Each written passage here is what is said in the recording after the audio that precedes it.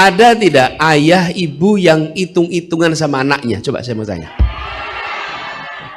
Nggak ada. Yang ada itu cinta kasih pada anak-anaknya. Betul tidak? Apapun akan dikeluarkan demi anak-anaknya. Betul tidak? Wong ada yang sampai soal pelanggaran etika juga kok itu. Nah, iya.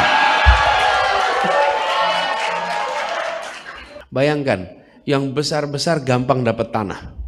Yang kecil-kecil ngurus 12 meter persegi aja di kota-kota untuk diakui karena disebut tanah negara, sulitnya setengah mati. Tapi kalau mau dapat ribuan hektar untuk nanti nyebut salah satu rame lagi Bu itu.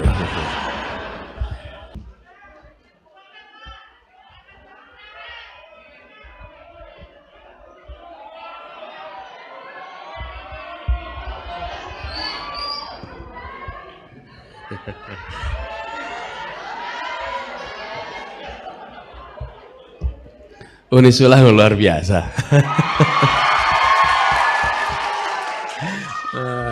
Dari jam berapa jadi tadi? Minta maaf sekali. Ya.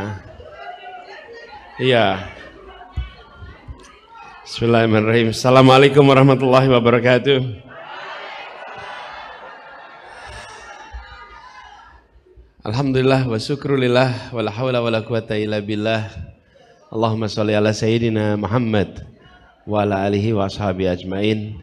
Rabbi shrah li sadri wa yassir li amri wahlul 'uqdatam min lisani yafqahu qawli. Amma ba'du. Seluruh keluarga besar Civitas Akademika Universitas Sultan Agung yang saya hormati, yang saya banggakan, yang alhamdulillah kita sore hari ini akhirnya bisa berjumpa bersama-sama. Udah diniatkan panjang waktu itu sama Pak Hasan, mau niatnya pada penerimaan siswa baru ya, mahasiswa baru. Ternyata secara penjadwalan nggak cocok lah waktu itu. Akhirnya belum memungkinkan hadir dan sore hari ini berhasil. It's better late than never. Lebih baik terlambat daripada tidak. Yang saya hormati Pak Ketua Pembina, Bapak Azhar Kombo. Terima kasih sorban ya Pak. Makasih sorban ya. Tadi diceritakan peristiwa 20 tahun lalu ya Pak ya. 20 tahun lalu. Tidak terasa sadar ya, waktu sudah berjalan begitu cepat.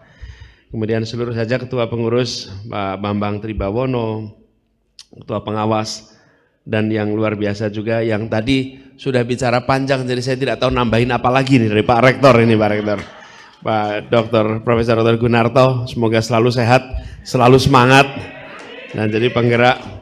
Juga Pak Dirut Rumah Sakitnya Pak Profesor Dr. Agung, dan juga Dirut Rumah Sakit Islam Gigi, Dr. Gigi Kusuma Arbianti. Mana Bu Kusuma Arbianti? Oh di belakang sana, siap. Dan saya sebut namanya kalau nggak tahu orangnya repot nanti di mana ini gitu. Dan semua saja Hasan dan seluruh hadirin. Saya betul senang sekali bisa sampai ke sini. Ya, oh ya dosen-dosen semua. Ini dosen-dosen sini.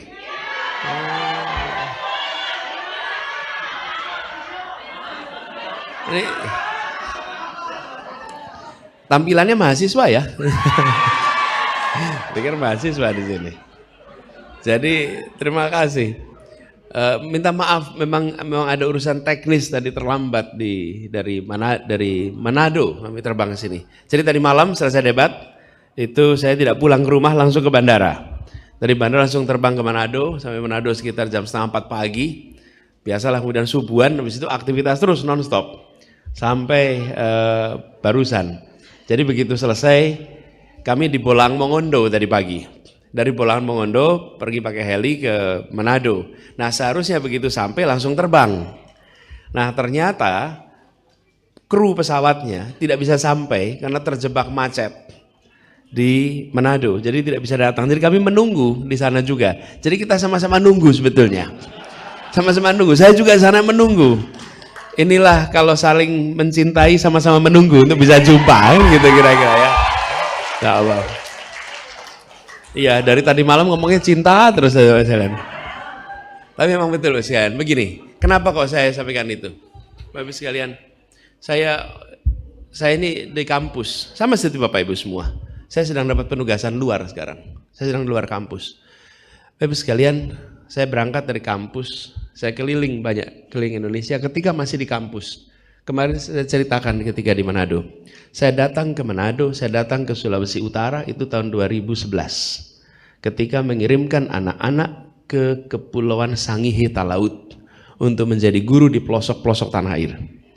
Yang berangkat itu adalah anak-anak yang seperti lulusan Unisula, highly qualified. Mereka bisa bekerja ya, kaliber besar. Mereka bisa bekerja di perusahaan-perusahaan besar dan mendapatkan gaji yang tinggi. Tapi mereka bersedia untuk mengajar di tempat-tempat yang sunyi senyap, yang tidak ada fasilitas apapun. Ini satu contoh ya. Kejadiannya setahun kemudian, kalau nggak salah sekitar 2012. Malam itu pagi subuh saya buka HP, biasa habis sholat subuh buka HP. Pas buka HP itu ada SMS masuk. SMS masuk itu kalimatnya begini, Pak Anies, malam ini dini hari waktu Manado kami berangkat menggunakan kapal ke Sangihe. Doakan kami sehat. Ini SMS terakhir, karena saya tidak bisa kirim SMS lagi sampai setahun yang akan datang. Oke. Doakan saya sehat dan doakan kembali dengan selamat. Sekarang Bapak Ibu bayangkan, saya di Jakarta bangun pagi, anak yang saya siapkan berangkat dalam kondisi begitu. Gimana rasanya? Itulah sebabnya saya berkeliling. Saya masih dosen waktu itu seperti Bapak Ibu juga semua. Waktu itu kami keliling bicara tentang ketimpangan pendidikan. Kenapa? Saya menemukan anak-anak luar biasa. Kemampuannya tinggi tapi kesempatannya rendah. Kesempatannya nggak ada, mandek. Yang membuat orang frustrasi itu apa? Ketika dia mampu tapi tidak dapat kesempatan. Dan kalau itu dibiarkan jadi kemarahan kolektif. Percaya coba. Itu semua yang belajar ilmu sosial pasti tahu. Itu namanya kendala struktural, Mas Pak. Nah, saya merasakan perjuangan itu sejak 2011 saya keliling, dan saya menemukan salah satu faktor kita ini mengelola negara dan berhadapan dengan rakyat itu sering hitung-hitungan. Negara dapat apa, negara mengeluarkan apa. Makanya saya bilang negara itu tidak boleh berdagang dengan rakyatnya. Negara itu tidak boleh hitung-hitungan dengan rakyatnya. Coba, ada tidak ayah ibu yang hitung-hitungan sama anaknya? Coba saya mau tanya. Nggak ada. Yang ada itu cinta kasih pada anak-anaknya. Betul tidak? Apapun akan dikeluarkan demi anak-anaknya. Betul tidak? Wong ada yang sampai soal pelanggaran etika juga kok itu. Nah, iya. Jangan-jangan nanti rame cek ke sana ya. Itu nggak usah dikutip yang itu. Jadi poinnya kita akan untuk anak kita akan melakukan segalanya. Untuk anak kita melakukan segalanya. Kenapa? Karena ada rasa cinta. Nah, saya merasa dari perjalanan ini semua kami merenung apa sesungguhnya yang missing di Republik ini. Apa yang missing? Yang missing itu adalah rasa cinta tanpa syarat kepada Republik Indonesia. Itu yang missing. Cinta tanpa syarat. Ada yang punya cinta pakai syarat sama anaknya? Tidak ada. Kalau sama pacar ada cinta bersyarat. Nah, syaratnya apel rutin, WA rutin, teks rutin, itu bersyarat gitu. Kalau sama anak tidak ada. Saya sekalian, ini yang kami merasa perlu dikembalikan. Nanti kalau ada itu, turunannya gampang. Turunannya apa sih? Pendidikan dipandang sebagai investasi. Semua orang tua kalau melihat biaya pendidikan anak, ada tidak yang hitung-hitungan? Enggak. Kalau biasanya hitung-hitungan itu apa? Kalau terhimpit. Banyak yang terhimpit. Ketika terhimpit, ini kenyataan. Saya mau biayai anak laki-laki atau anak perempuan. Ini fakta di lapangan. Saya akan biayai anak yang nomor 1 atau nomor 2 atau nomor 3. Betul kan? Tapi kalau kita punya keleluasaan, akan hitung-hitungan?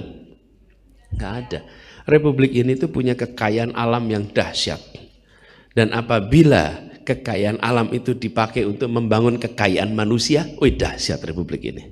Dahsyat. Dan itu yang ingin kita kerjakan sama-sama. Jadi Bapak Ibu sekalian, Oh, semangat, semangat, semangat, semangat. Semangat, semangat. Tapi untuk itu harus melakukan perubahan. Untuk melakukan perubahan perlu sebentar, perlu wewenang. Wewenang, betul nggak? Nih, Pak Agung, saya ini kan beliau dokter nih. Saya walaupun tahu obat yang saya butuhkan, ya, tapi kalau saya ke apotek mau ambil obat itu nggak bisa. Nggak bisa, saya nggak punya yang namanya authority untuk mengeluarkan resep, walaupun itu untuk apa itu namanya authority. Ini bukan kekuasaan ya, kekuasaan di tangan Allah. Kekuasaan di tangan Allah. Kekuasaan itu diturunkan lewat keputusan publik. Yang namanya diberikan kepada kami itu kewenangan, authority. Nah, ini yang sekarang tanggal 14 besok akan diputuskan kepada siapa kewenangan itu akan diberikan. Pada siapa? Nah, kalau di Unisula kelihatannya sudah jelas ini. Unisula sudah jelas ini. Ya, bismillah, sekalian. Jadi kami selama setahun ini keliling dan merasakan itu. Yang diinginkan apa? Perubahan. Dan paling banyak dibicarakan itu pendidikan. Paling banyak dibicarakan pendidikan. Lalu kesehatan. Ini yang paling banyak. Jadi saya membayangkan sekalian pendidikan yang memang nantinya peduli kepada keberpihakan. Karena saya termasuk yang mempercayai, saya rasa kita semua yang di kampus juga berpandangan yang sama, ketika kualitas manusia itu sudah meningkat, maka kita akan merasakan perubahan kondisi yang luar biasa. Bapak Ibu, sebagai catatan saja, pendidikan kita ini seperti piramida, yang di bawah itu lebar, makin naik ke atas makin mengerucut itu. Nah, dengan seperti itu, maka yang putus di tengah jalan itu terlalu banyak. Dan dengan yang putus terlalu banyak itu, maka kita bisa bayangkan kompetensi yang muncul jauh dari harapan. Di beberapa negara lain, mereka investasinya sama jumlah bangku SD, SMP, SMA. Bahkan ada yang bangku perguruan tingginya itu kira-kira 70-80% dari bangku SMA. Apa yang terjadi? Mereka menyiapkan generasi yang luar biasa. Nah, ini PR tersendiri. Kalau bicara tentang fiskal, kita punya fiskalnya. Masalahnya fiskalnya melebarnya kemana-mana. Renovasi kantor yang tidak pernah berhenti-berhenti. Bahkan karena itulah kenapa saya sampaikan, jangan fokus pada pembangunan-bangunan yang sifatnya fisik, fisik dan suplemen, tapi fisik yang sifatnya fundamen. Adapun sisanya kita bicara tentang kualitas manusia. Jadi ini PR kita semua. Lalu tadi terima masukan dari Pak Rektor. Siap Pak Rektor, nanti kita laksanakan itu semua Pak Rektor. Nah, ini misalnya Pak, PBB. Saya ini tinggal di Jakarta, ngurusin Jakarta. Salah satu sebab kenapa kampus-kampus itu tidak membangun di dalam kota karena PBB-nya mahal. PBB-nya mahal. Bayangkan mau bangun di pusat kota Jakarta, diperlakukan sama seperti korporasi for profit.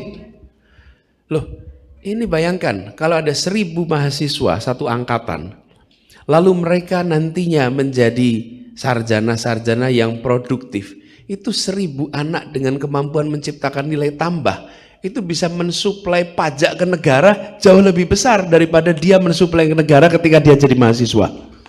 Betul tidak? Iya, bebaskan aja. Ya itu tadi yang saya sebut, negara harus rahim, negara harus welas asih, negara itu harus melihat ini sebagai sesuatu yang kami punya rasa cinta. Bayangkan, yang besar-besar gampang dapat tanah, yang kecil-kecil ngurus 12 meter persegi aja di kota-kota untuk diakui karena disebut tanah negara, sulitnya setengah mati. Tapi kalau mau dapat ribuan hektar untuk nanti nyebut salah satu rame lagi Bu itu. Makanya kemarin saya nggak mau rame-rame juga, nanti takut berminggu-minggu nggak selesai-selesai itu nanti komentarnya. Waduh, repot saya nanti. Nah. Jadi, tapi apa sih? kita tidak, saya merasakan Mbak, ini contoh kasus di Jakarta. Kemudian karena saya ngurusnya Jakarta kemarin, banyak tanah milik BUMN di Jakarta. Banyak sekali, dan warga kita, ini saya nggak lama lagi, sudah maghrib ini. Jadi Bapak Ibu sekalian, di banyak tanah-tanah yang milik BUMN. Saya tidak membawahi BUMN. Orang sudah tinggal puluhan tahun, bangunan rumahnya di situ ada. Lalu tanahnya, sertifikatnya atau legalitasnya dalam status sengketa. Ada yang menyebut ini milik dia, ada yang menyebut milik negara. Milik negara karena BUMN. Nah, saya bertemu dengan pengelola BUMN ini. Saya sampaikan, ini nggak akan pernah selesai persoalan klaim seperti ini. Pertanyaannya, dulu BUMN dapat tanah ini dari mana? Nah, kalau di Jakarta, mayoritas tanah-tanah BUMN adalah tanah perusahaan Belanda yang dinasionalisasi lalu dicatat sebagai aset BUMN. Seluruh tanah-tanah milik Angkatan Darat itu dulunya tanah milik tentara Belanda. Di Jakarta ini, sampai ke Jakarta Pusat. Itu lebih dari 600 hektar di sekitar Jakarta Pusat. Besar 600 hektar. Lalu di sekitar Kota Tua, BUMN sama. Pertanyaan berikutnya, perusahaan-perusahaan Belanda dulu beli dari siapa? Kira-kira perusahaan Belanda beli dari siapa Bapak Ibu? Mana ada Belanda datang ke sini beli? Dia datang garis-garis saja. Oh, dia ambil tanah itu. Pertanyaan saya, Pak, kita ini merdeka. Buat apa merdeka kalau rakyat tidak bisa mendapatkan tanah yang dulu diambil oleh penjajah? Sederhana sekali. Lain kalau dulu BUMN itu beli, ada nilai bukunya, kemudian dari situ ada, kalau tanah mungkin apresiasi, kalau aset lain mungkin depresiasi. Dari situ kemudian kita bicara tentang nilainya. Lah kalau ini barang dulu dapatnya transfer, pindah buku, terus sebelumnya ngambil dari rakyat, why cannot we return it back to the people? Gak bisa. Ini gak bisa. Jadi, nah, tapi ini soal cara pandang. Saya ngomong ini dengan BPK ketika saya bertugas di Jakarta. Tolong jangan dihukum kami yang memberikan tanah-tanah untuk dipakai kebutuhan sosial. Karena semua kegiatan sosial itu dipinjemi tanah. Kenapa dipinjemi tanah? Ibu sekalian, kalau ada yayasan mengurusin yatim piatu, negara itu harusnya bilang terima kasih, bukannya malah dipajekin, bukannya malah dikejar laporan keuangannya. Bilang terima kasih. Terima kasih, karena itu sesungguhnya tugas kami di negara dan Anda mengerjakan, maka atas nama negara saya membebaskan seluruh pajaknya, saya bebaskan listriknya. Kenapa? Lah Anda mengerjakan, harusnya tanggung jawab kami. Ini tuh cara pandang yang menurut kami harus diubah. Jadi negara tidak boleh hitung-hitungan dengan rakyatnya, tapi negara harus justru mengayomi, memberi. Mudah-mudahan itu bisa dikerjakan. Syaratnya 14 Februari. Nah, jadi 14 Februari saya mengutip Agim. Jadi Agim waktu itu ngomong kan, saya mungkin juga pernah lihat. Beliau mengatakan nanti pilihnya 1. Jangan pilih 2, jangan pilih 3 karena tidak sah. Kalau milihnya 2 dan 3 tidak sah. Kalau milihnya 1 sah. Jadi syarat sahnya nyoblos milih 1. Saya nggak kata nomor ya, gitu ya. Saya milih 1. Ayo bismillah insyaallah. Jadi saya pun menjalani ini sebagai amanah. Saya tidak pernah daftar. Saya bukan anggota partai manapun. Saya kalau ditanya status kepegawaian apa, sama. Saya punyanya NIDN seperti Bapak Ibu sekalian. Nah itulah yang saya punya. Nggak punya, saya nggak punya yang lain. Statusnya apa? Status saya NIDN. Memang saya dosen sedang berada di luar. Dan kalau Allah takdirkan maka itu untuk kebaikan. Bila Allah ternyata takdirnya yang berbeda, maka saya sedang dilindungi dari segala macam masalah. Bismillah, kita jalani ini semua. Ibu-ibu, bapak, bantu perjuangan ini. Bukan saya ketimpa beban amanah. Ketimpa, kenapa? Harapan itu dititipkan dari jutaan orang yang ketemu. Bapak sekalian, saya ini tahun lalu salaman terbanyak dalam hidup saya itu 2023. Sebelumnya belum pernah salaman dengan orang sebanyak itu. Betul. Tapi juga saya merasakan setiap salaman itu ada semangat yang dikirimkan. Tidak diungkapkan secara lisan, tapi kerasnya genggaman menggambarkan semangat yang dikirimkan. Itu terasa sekali. Pelukan yang mencerminkan semangat. Sampai saya kalau salaman sudah bisa mengira-ngira profesinya apa. Iya, ini tani, ini kira-kira. Ini di pasar, ini kira-kira dosen ini kira-kira dosen ini. Bisa kebayang nih, kira-kira. Jadi kenapa? Karena saya ketemu dengan begitu banyak, dan itu yang saya istilahkan perjalanan spiritual. Saya mendapatkan titipan amanat harapan. Nah, saya berharap bila Bapak Ibu mempercayai atas misi ini, maka bantu untuk bisa menjalankan misi yang kita emban tadi. Ya, Ibu sekalian, terima kasih sekali. Nanti satu saat bisa kembali lagi ke Unisula yang lebih, amin, yang lebih tumak ninah nanti. Kalau sekarang gerusa-gerusu, ya, apa gerusa-gerusu itu bahasa Indonesianya juga susah, Pak. Tergesa-gesa, sehingga nanti kita bisa ngobrol lebih jauh. Tapi yang jelas amanat tentang itu insya Allah nanti menjadi bahan keseriusan kami. Kami termasuk yang sangat khawatir tentang biaya pendidikan tinggi yang makin hari makin tinggi, sehingga menyeleksi tanpa kita sadari. Menyeleksi siapa? Menyeleksi pesertanya. Harus dari tengah ke atas untuk dapat pendidikan tinggi. Bapak Ibu, terima kasih. Insya Allah kita jumpa di waktu yang berikutnya. Terima kasih. Yang belum sempat selfie ditabung, nanti kita bisa selfie di berikutnya, ya. Mudah-mudahan sempat selfie hari ini. Terima kasih. Assalamualaikum warahmatullahi wabarakatuh.